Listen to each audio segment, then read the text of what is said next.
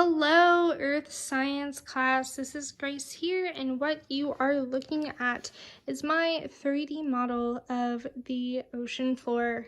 So, let's talk about how I made this and the tools I came up with to create this. So, on both sides, we have trash cans. We have a pillowcase covering the whole thing. We have face masks, fake plants, paper clips and clothespins. We have a rubber band, a sea turtle necklace, and lots of tape holding this whole thing together. So let's start with the three regions that both sides have. So the first one is the continental margins, and these make up the shores. And this is where, the people are most of the time, and each one has a continental shelf and a slope on both sides, slope. Now let's move on to the deep ocean basis, and these are the flat middle grounds on both sides, and then we have the mid-ocean ridge, and these are where the underwater mountains lie, and there's this rift valley right there. So, as I said before, we have two different continental margins. And let's start off with the passive side.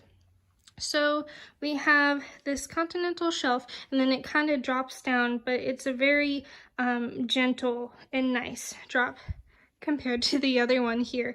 So right around here is where the fish and sea turtles like to hang out here.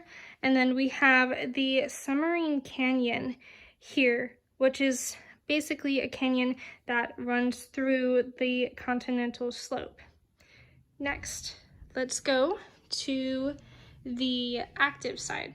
So here we have the slope, and it's a deep drop, as you can see, creating a trench right through there, and I'll explain that in just a minute. On the active continental margin, we have a seamount, and we have a volcanic island, and the seamount is like an underwater mountain for the animals, versus the volcanic island. You can see the height difference here, and this one is above the water, creating an island, and a lot of them have volcanoes. So this, the active continental margin is located on the west coast, and the passive continental margin is located on the east coast. So back to the trench and how it was formed.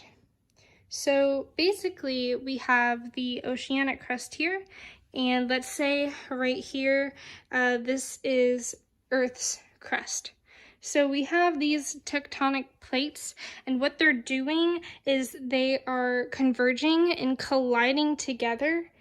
And because the water is more denser, the oceanic crust sinks under the continental crust, and therefore it creates a deep trench. Now, there is kind of the opposite that happens with the mid-ocean ridge. So the tectonic plates here are diverging away from each other, and that allows, so right here we have the oceanic crust, the Earth's crust, and when they diverge away from each other, that allows the hot magma from the center of the Earth to rise up, and when it comes up and contacts the cool ocean floor, it hardens and creates these rocks and these rocky mountains on both sides, and then there's this valley right in between there. So that basically explains my 3D model of the ocean floor.